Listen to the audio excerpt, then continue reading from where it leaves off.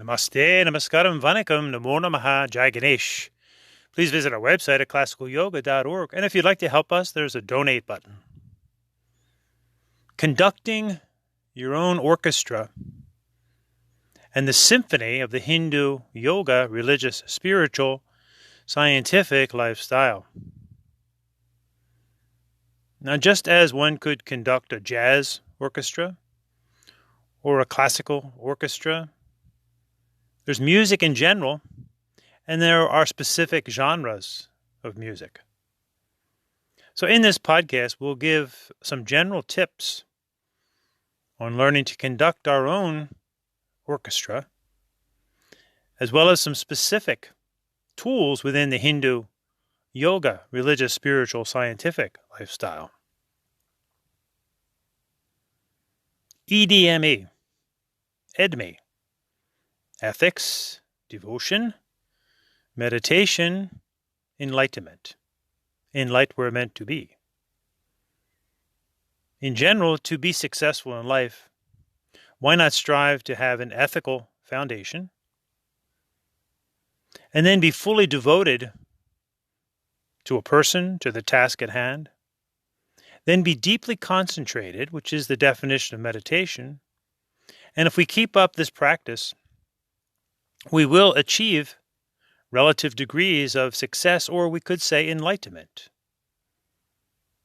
Ethics, devotion, meditation, enlightenment. In the Hindu yoga dharma, and remember, when it comes to yoga, that is specifically Hindu. And when it comes to the hatha yoga, postures, that's specifically Hindu, which is very different than stretching and relaxation in general. So in the Hindu yoga dharma, we term this general process of EDME, ethics, devotion, meditation, enlightenment, karma yoga, bhakti yoga, raja yoga, jnana yoga. Now let's look at each one of us. Certainly we are a body, we have emotions, we have a mind, and for now let's say we have a soul. We Hindus call this soul the Atmana. So we could use Bhima, body, emotions, mind, and Atma, or soul in general. And this corresponds to EDME, body and ethics as we begin working, devotion and emotions, meditation, concentration, the mind, and the soul as the enlightened experience. EDME and BEMA, or in Hinduism, karma, bhakti, raja, jnana, or deha, bhavaha, mana, atmana. In general, striving to live an ethical and honest life,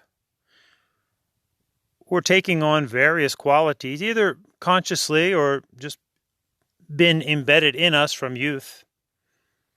We're trying to be strong, analytical, and rational and thinking creatures, and trying to avoid being hard and crude and mean and intolerant. And we're also trying to incorporate softness, gentleness, creativity, and avoiding coldness, indifference, erratic emotional highs and lows. So in the Hindu yoga dharma, we explore these qualities in the area we call Kundalini Yoga, which is actually the result of living this Hindu lifestyle of karma, bhakti, raja, jnana, which stimulates the inner essence. And we now focus on the two hemispheres of the brain, the left brain, which in Hinduism we call the Pingala, and the right brain, the Ida, or sometimes pronounced Ida. And generally, these are associated with the more masculine and feminine traits, but notice that all of us, regardless of gender, we all, to one degree or another, exhibit these qualities. And they have positive and negative. For example, positive left brain or masculine qualities would be analytical, logical, rational, thinking area, also the religious area, rules, regulations, rituals, boundaries. And the negative male qualities would be hard, crude, mean, intolerant, inflexible.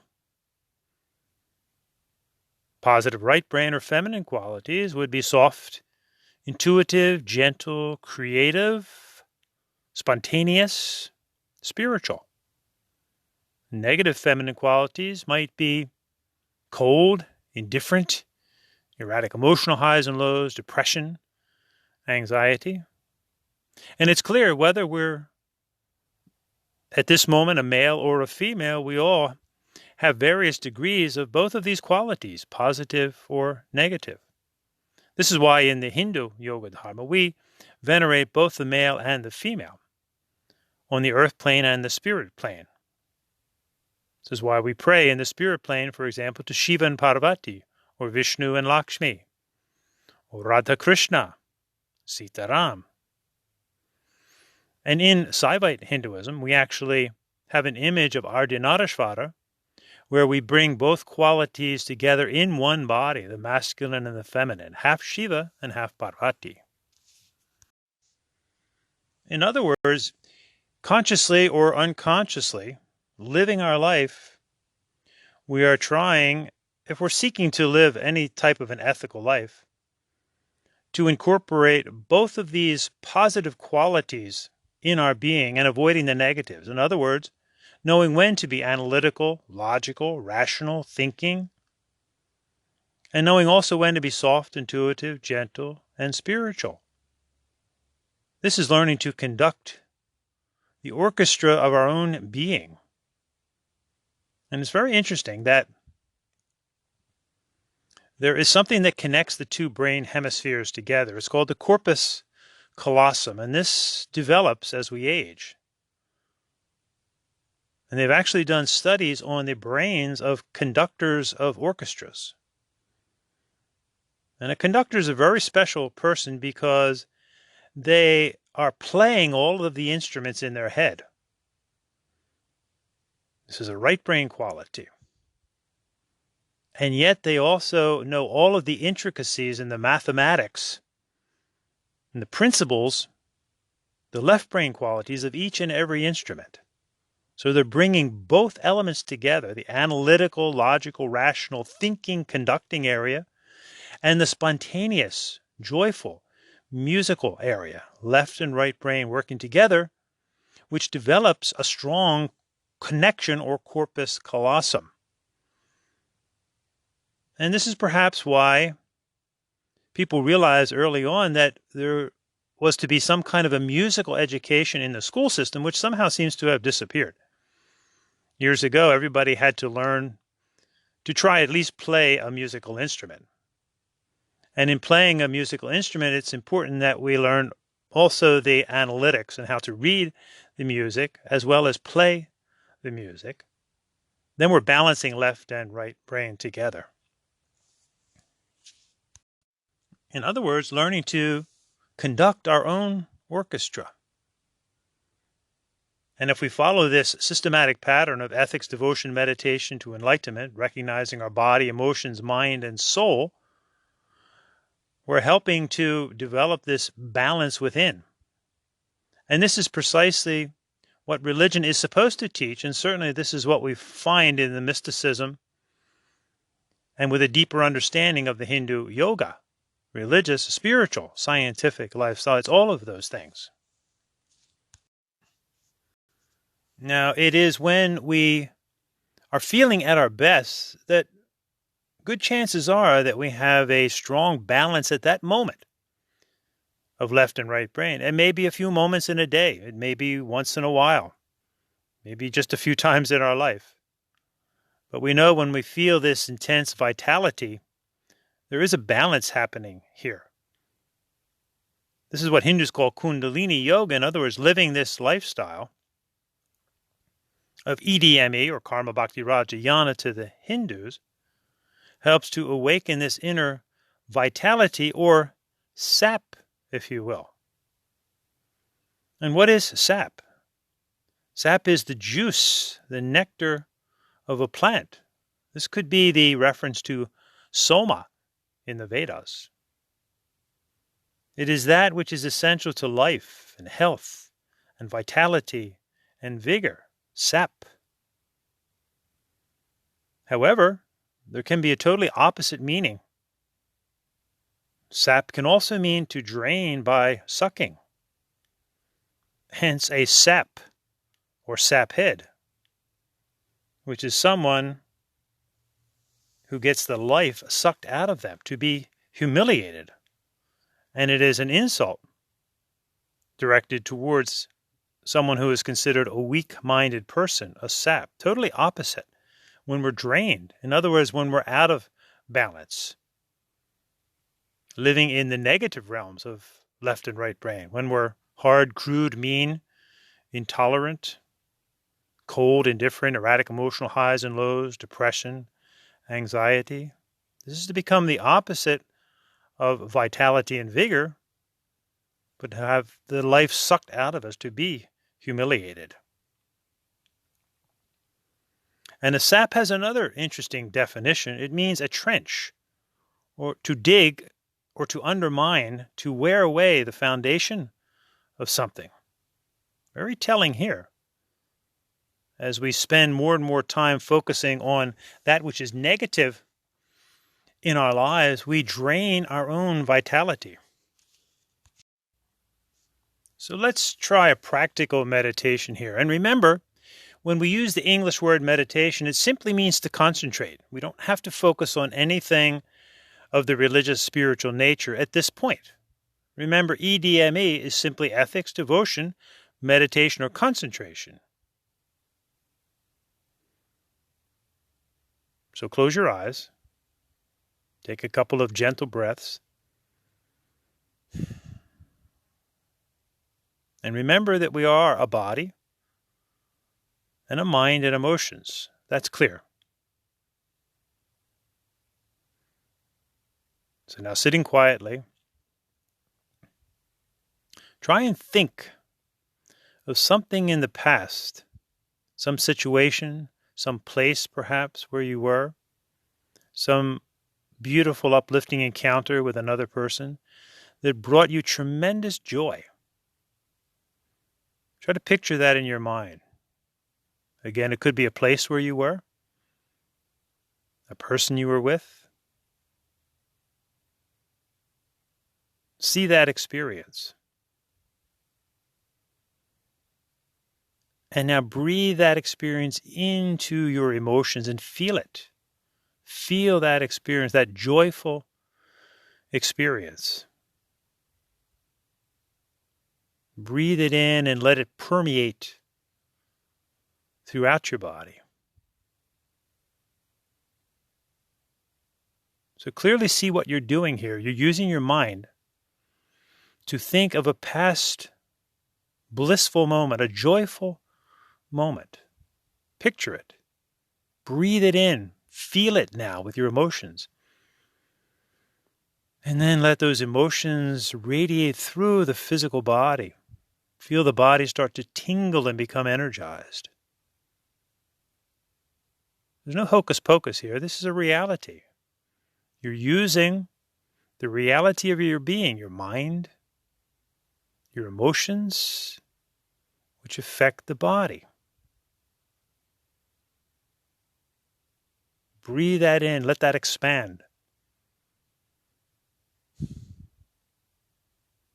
Now, let's focus on these inherent qualities without having to think of the person or the place.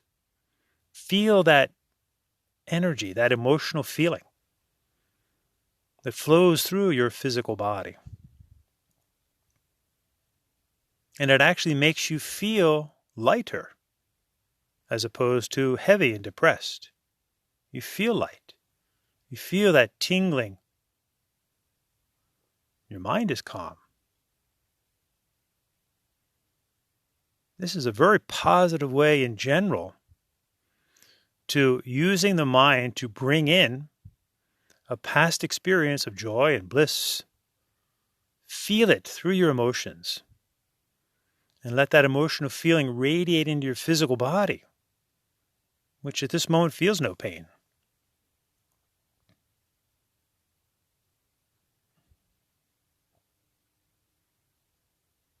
Take a deep breath and exhale, relax.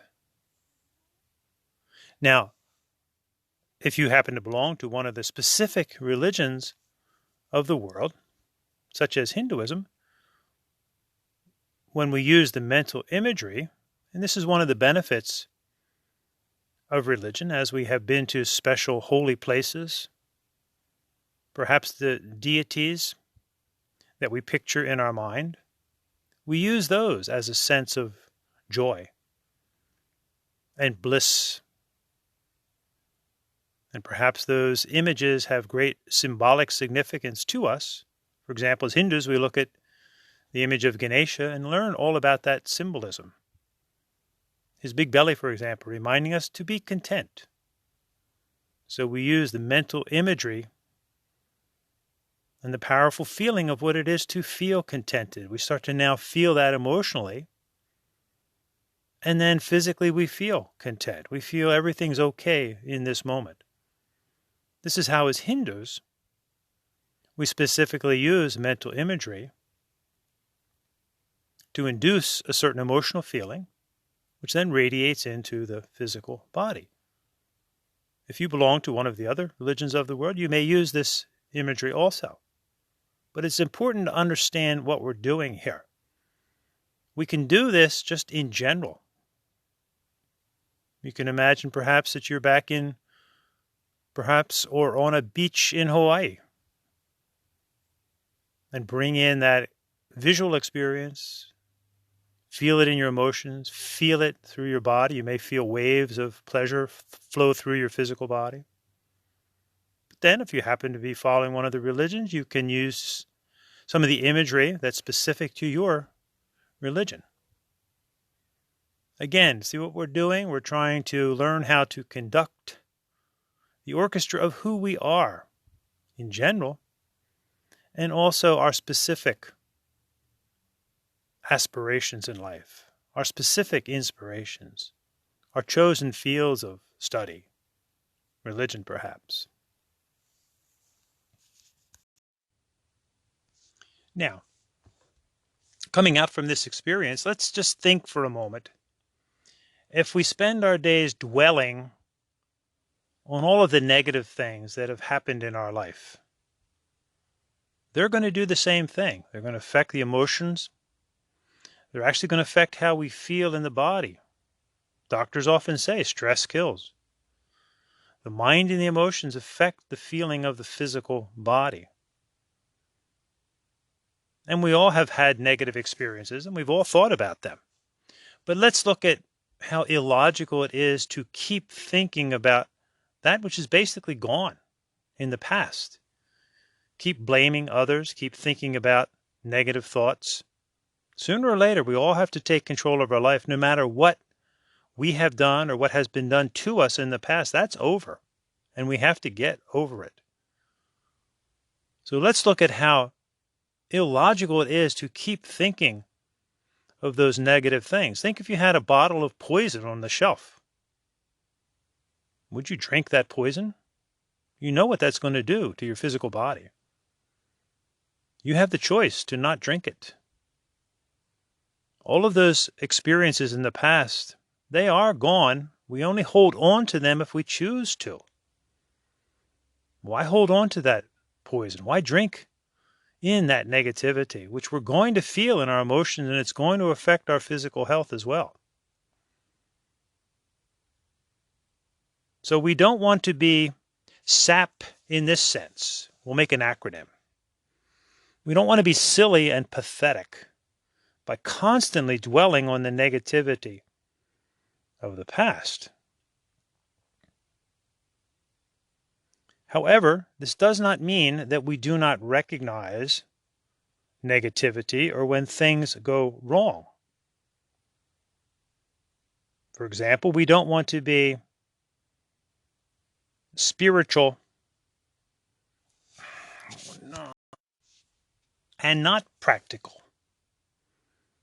Meaning we don't want to be a sap in the sense of being taken advantage of. We don't want to be weak-minded. We We don't want to deny the negative experiences in life. For example, we can't wish away a toothache.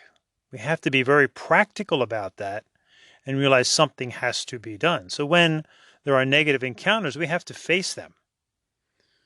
So this is when we truly become sap in a positive way, the inner nectar of the plant, learning to conduct our own inner being, and we become spiritual and practical. We realize that we can go to a beautiful place inside of ourselves of pure love and light and energy. This is what we Hindus call the Atmana, or the soul, Satchitananda, love and light and energy. But we also realize in the everyday world that this is not meant to dismiss any wrongdoing or negativities in life. We just face them. Hence, we become spiritual and practical, which is very different than being silly and pathetic, where we constantly dwell on the negative, or when we become the sap in the sense of a weak-minded person and we actually deny the dualities of life. Now, it's not for nothing that we speak of love at the heart. This in Hinduism is the Anahata chakra, where we feel this expansive feeling, or its opposite, when we think we fall out of love and our heart becomes crushed. Our goal is to open up this heart, let it flourish, let it blossom. And it's in here that we find our youthful, loving warrior spirit. It takes courage to find that inner sap and be spiritual and practical. This is actually what it means to be spiritual and religious both. Religion is the practical part, the positive left brain. The spirit is the positive right brain part. Remember the movie Hook? Very profound lessons there. Robin Williams playing the character of Peter Pan, which he at first didn't know he was Peter Pan. That was finding his inner child, the soulful child that he was destined to uncover. It was there all the time, it was just covered up, true to all of us. So in the beginning, he was really silly and pathetic. He was constantly dwelling on the negative. He was a power-hungry lawyer. And then he had to take his journey to Neverland, right? To find his child again, his inner child. And for a time, he got lost in the inner child and forgot that he had children and had an adult world to go back to. So he became a sap in that sense of being weak-minded, or he denied the duality of life. He denied that he was a parent with children. Eventually, though, he found his happy thought. And then he came full circle and became spiritual and practical. Now he took care of business in the world, took care of his children and his family, but kept his inner child. This is something that we all have to do. Innocence by birth, innocence lost. Innocence regained is the mission at all cost. So let's all strive to be the conductors of our own orchestra. In general, just strive to be ethical, devoted, meditative, concentrated, and you will get the ongoing experience of feeling light, of seeing light, and light we're meant to be. Recognize your body, your emotions, your mind, and your soul. And then incorporate the wisdom of your masculine and feminine natures within. Be analytical, logical, rational, thinking. Take control. Recognize boundaries in life. But also be soft, intuitive, gentle, creative, spiritual of nature. And definitely avoid the pitfalls, the holes that we often dig and jump into, of being hard and crude and mean and intolerant and revengeful and constantly thinking of the past, being silly and pathetic, being weak-minded. And avoid being cold and indifferent with erratic emotional highs and lows and depression. When we get in those holes, we have to climb out of those holes and start over again. Just continue the climb of EDME, ethics, devotion, concentration and meditation, to the ongoing experience of enlightenment. And if you follow one of the religions of the world, follow what is prescribed within them. If you're interested in the Hindu Yoga Dharma or following that, follow the lifestyle of Karma Yoga and Bhakti Yoga, Raja Yoga, Gyan Yoga.